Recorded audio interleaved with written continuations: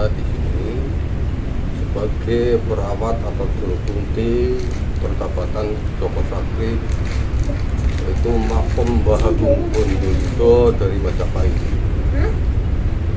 Sehari-harinya kita juga yang yang mengelola, mengersiki dan menjaga keadaan cagar budaya Desa Bercong, Kecamatan Bulus Pesantren, Kabupaten Kebumen. Terima kasih dari mahasiswa yang telah memberi kesempatan untuk menerangkan petilasan Joko Sakti di Desa Bercong. Nama saya Lasija sebagai juru kunci Desa Bercong, Pertapatan Joko Sakti, Makom Mbah Agung Bondowoso.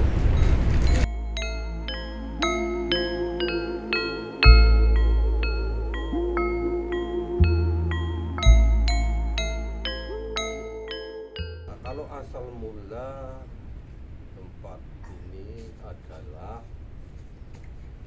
Mbah Agung Bondowoso itu yang Bupak Kawah di Desa Bercong. Lama-kelamaan sudah menjadi desa, akibatnya dia meninggal adalah di sini, akhirnya juga dimakamkan di sini.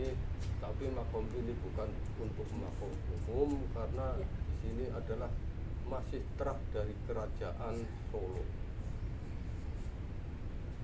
Jadi sampai sekarang karena untuk pertapa oleh Joko Sakti, akibatnya sampai sekarang adalah di petri-petri atau diuri-uri supaya jangan sampai sejarah itu hilang. Nah, lama-kelamaan Joko Sakti bertapa di sini, yaitu satu, tapa biasa, nggak makan, nggak minum. Keduanya, tapa nawang sengenge, setiap matahari di sebelah timur dia adalah menghadap ke timur. Setelah matahari di atas, jadi di atas. Setelah matahari sudah ke barat, dia melihat ke barat. Nah, selesai bertapa melihat matahari, akhirnya ia bertapa pendem.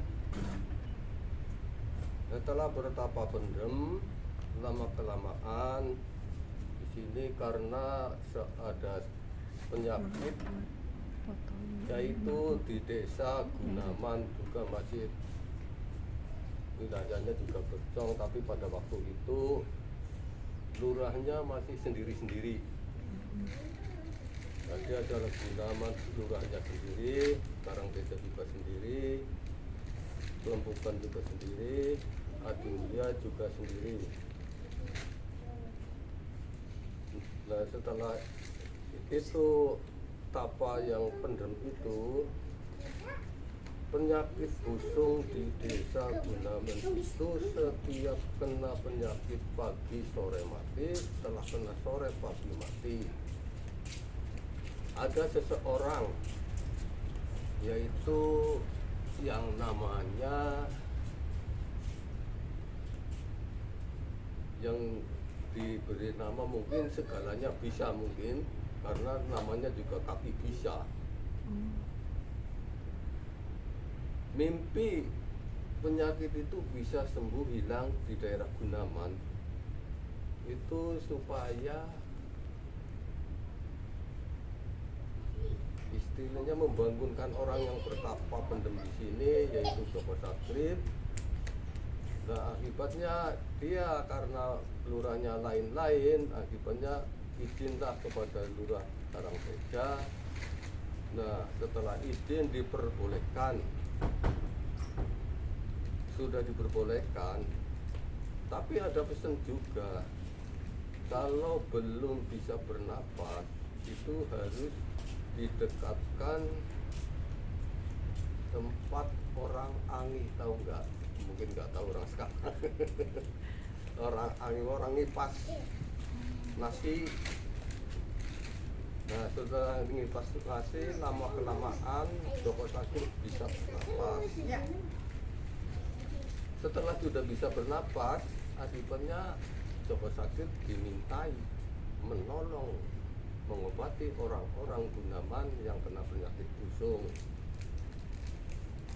Nah, setelah itu Joko Sakrit sehari semalam di daerah Gunaman hanya makan pisang Ambon 1, pisang Raja 1, tidak makan lain-lain. Selesai orang Gunaman penyakitnya sudah semua sembuh dan aman, akibatnya dia kembali lagi bertapa di sini, yaitu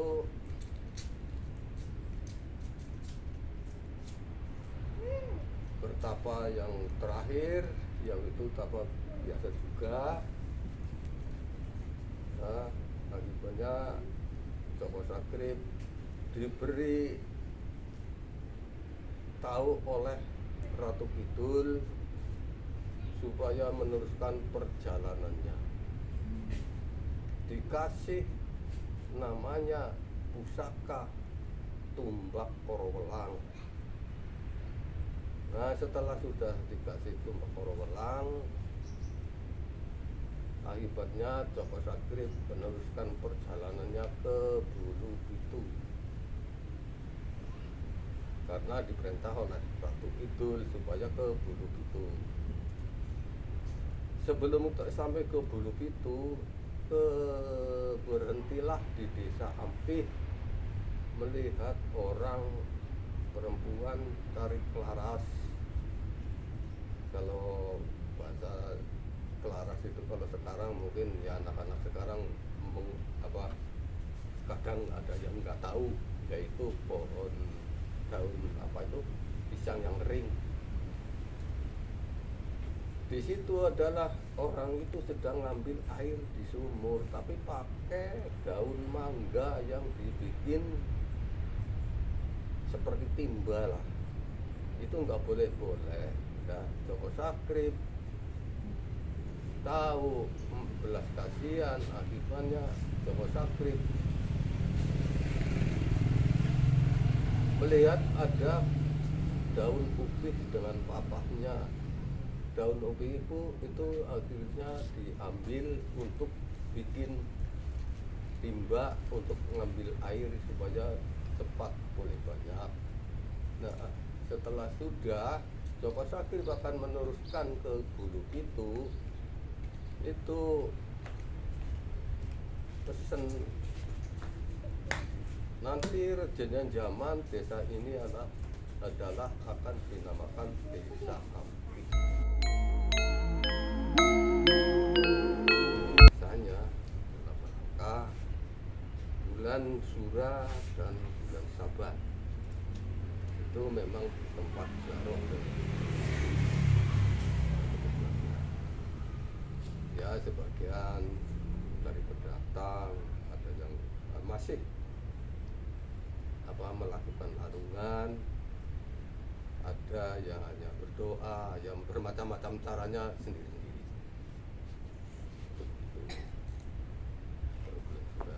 Tapi kalau bulan Saban itu memang jaroan itu tidak bisa ditentukan, tapi ya tetap bulan Saban. Tapi kalau jaroan harian ya juga ada, tapi tidak menentu seperti Saban dengan Sura.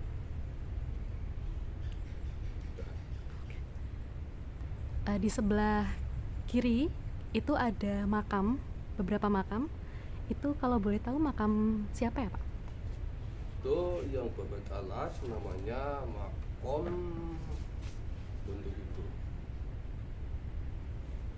Yang kedua dan ketiga yaitu Penyair Nur Yasin dan Nur Yasin. Itu Penyair Nur Yasin dan Nur Yasir itu di sini juga bukannya